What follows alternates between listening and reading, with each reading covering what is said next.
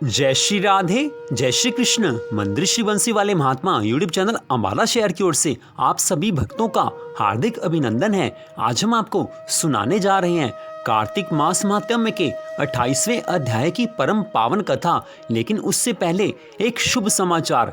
कार्तिक मास महात्म्य के सभी 35 अध्यायों की कथा के बाद हम आपको अपने चैनल पर सुनाएंगे श्रीमद् भागवत महापुराण की परम पावन कथा, जो कथा राजा परीक्षित को सुखदेव जी महाराज जी ने सुनाई थी, जिससे परीक्षित जी महाराज जी की मुक्ति हो गई थी। तो उस कथा को हम कार्तिक मास महात्म्य के सभी अध्यायों की कथा के बाद आपको अपने चैनल पर प्रतिदिन सुनाया करेंगे।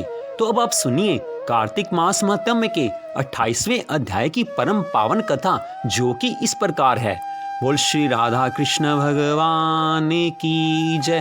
बोल श्री हरि विष्णु भगवान की जय।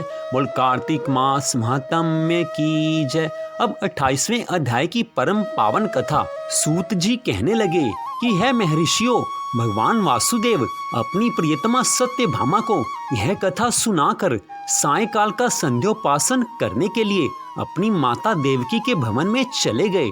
इस पाप नाशक कार्तिक मास का ऐसा ही प्रभाव बतलाया गया है। यह भगवान विष्णु को सदा ही प्रिय है तथा भोग और मोक्ष रूपी फल प्रदान करने वाला है। रात में भगवान विष्णु के समीप जागना, प्रातःकाल स्नान करना, तुलसी की सेवा में संलग्न रहना, उद्यापन करना और दीपदान देना, ये कार्तिक मास के 5 नियम हैं। इन 5 नियमों के पालन से कार्तिक मास का व्रत करने वाला पुरुष पूर्ण फल का भागी होता है। वह फल भोग और मोक्ष देने वाला बताया गया है। ऋषि कहने लगे, रोमहर्षण कुमार सूत जी, आपने इतिहास सहित कार्तिक मास की विधि का भली भांति वर्णन किया। यह भगवान विष्णु को प्रिय लगने वाला तथा अत्यंत उत्तम फल देने वाला है। इसका प्रभाव बड़ा ही आश्चर्यजनक है, इसलिए इसका अनुष्ठान अवश्य करना चाहिए। परंतु यदि कोई व्रत करने वाला पुरुष संकट में पड़ जाए या दुर्गम वन में स्थित हो अथवा रोगों से पीड़ित हो, तो उसे इस कल्याणमय कार्तिक व्रत का अनुष्ठान कैसे करना चाहिए? कृपा कर हे महाराज यह भी हमें बताइए, क्योंकि हमें इस विषय में कुछ भी ज्ञात नहीं है। सूत जी कहने लगे कि हे महर्षियों, ऐसे मनुष्य को भगवान विष्णु अथवा शिव के मंदिर में केवल जागरण करना चाहिए। भगवान विष्णु और भगवान शिव के मंदिर ना मिले तो किसी भी मंदिर में वह जागरण कर सकता है। यदि कोई दुर्गम वन में स्थित हो अथवा आपत्ति में फंस जाए तो वह पीपल की जड़ के पास अथवा तुलसी के वृक्षों के बीच बैठकर जागरण करे। जो पुरुष भगवान विष्णु के समीप बैठकर श्री विष्णु जी के नाम तथा चरित्रों का गान करता है, उससे सहस्त्र गोदानों का फल मिलता है। बाजा बजाने वाला पुरुष वाजपेय यज्ञ का फल पाता है और भगवान के पास नृत्य करने वाला पुरुष संपूर्ण तीर्थों में स्नान करने का फल प्राप्त करता है। जो उक्त नियमों का पालन करने वाले मनुष्यों को धन देता है, उसे यह सब पुण्य प्राप्त होता है। उक्त नियमों का पालन करने वाले पुरुषों के दर्शन और नाम सुनने से भी उनके पुण्य का 6वां अंश प्राप्त होता है।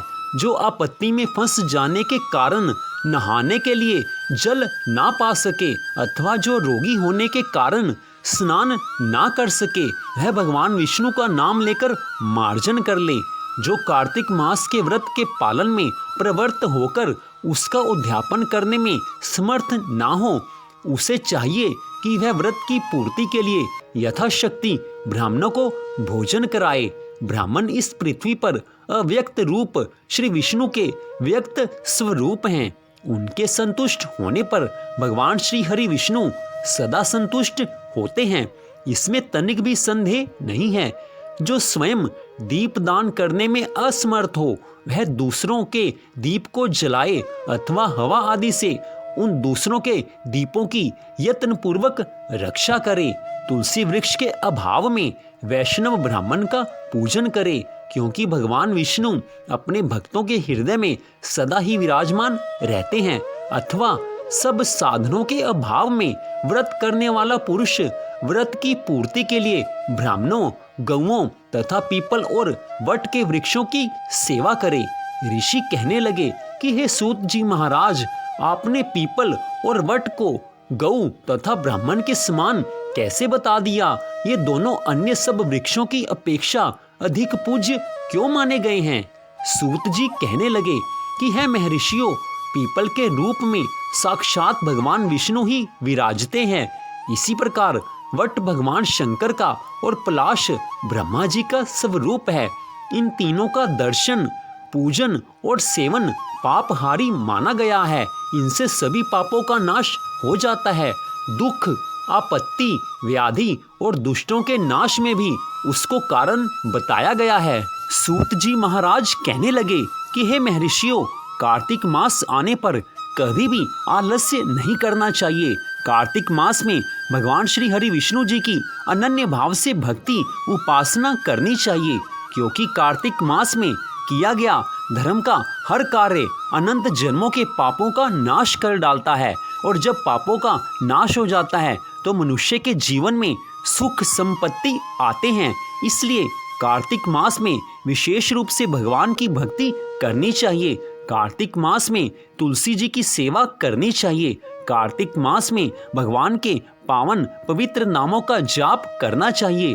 कार्तिक मास में गीता, भागवत का, रामायण का और अन्य पुराणों का पाठ करना मंगलकारी कहा गया है। इसलिए कार्तिक मास में विशेष रूप से भगवान की भक्ति सच्चे हृदय से पूरी श्रद्धा भावना के साथ करनी चाहिए, क्योंकि कार्तिक मास सदा ही मनुष्य को भगवान की प्राप्ति कराने वाला है। जो कार्तिक मास में पूरी श्रद्धा भावना से, पूरे सच्चे मन से कार्तिक मास के व्रत का पालन करता है, उसको इस मनुष्य जीवन के पश्चात भगवान श्री हरि विष्णु जी के धाम में निवास मिलता है। तो इसलिए कार्तिक मास की भक्ति अवश्य करनी चाहिए। तो इस प्रकार कार्तिक मास महात्म्य के 28वें अध्याय की परम पावन कथा का यहीं पर विश्राम होता है। मंदिर श्री बंसी वाले महात्मा यूट्यूब चैनल अंबाला शहर की ओर से आप इस कथा को सुन रहे थे। आप सबका हार्दिक धन्यवाद।